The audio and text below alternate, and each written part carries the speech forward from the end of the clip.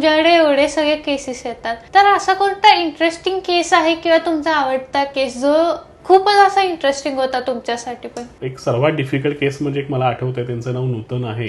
त्यांच्या केसमध्ये एंडोमेट्री म्हणजे ज्या ठिकाणी आपण गर्भ पिशवीमध्ये सोडतो, तर जी जागा नॉर्मली जी असते ते अराउंड एक 7 mm to 8 mm आपण नॉर्मल पकडतो. त्यांची जागा ती 2.5 mm होती.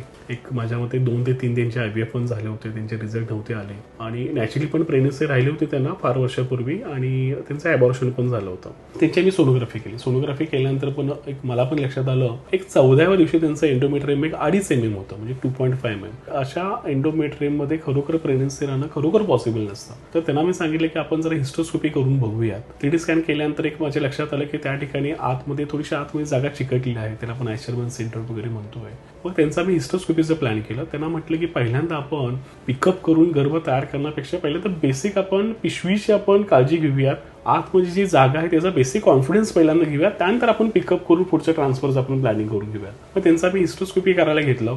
ते पिशवीमध्ये संपूर्ण जागा चिकटली होती. जेव्हा स्कोप घेतल्यानंतर आम्हाला आतमध्ये कॅव्हिटी दिसते, तर अशा केसमध्ये मी संपूर्ण त्यांची जागा क्लिअर केली.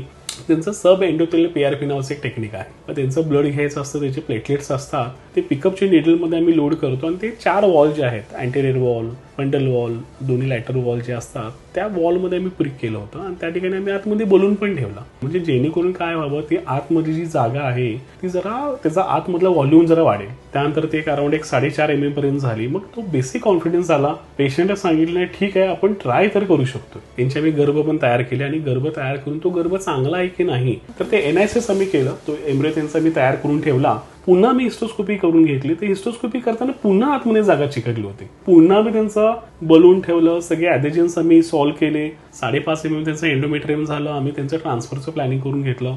ती केस फर्स्ट अटेम्प्टमध्ये पॉझिटिव्ह झाली. तो गर्भ चांगला चिकटला. पहिला स्कॅन चांगला आला. 3 महिने पण त्यांचे कंप्लीट झाले आणि त्यांना डिलिव्हरी पण झाली. छान त्यांना मुलगी पण आहे. म्हणजे ते पेशंट एवढे खुश झाले. जेव्हा ते कोल्हापूरला येतात, जेव्हा पण महालक्ष्मी दर्शनला येतात, ते म्हणतात की आमच्या सेंटरला ते आम्हाला बाळा दाखवूनच जातात. ते सांगतात की खरोखर एक चमत्कार तुम्ही केलेला आहे, खरोखर ते एक मोठं मॅजिक तुम्ही करून दाखवलेलं आहे. म्हणजे त्यांना सांगण्यात आलं होतं की तुम्हाला अडॉप्शन करावं लागेल, तुम्हाला सरोगसी करावं लागेल. सर्वात चॅलेंजिंग आणि सर्वात डिफिकल्ट केस होती आणि ते फर्स्ट अटेम्प्टला पॉझिटिव्ह पण झाले आणि छान त्यांना बाळ पण आहे.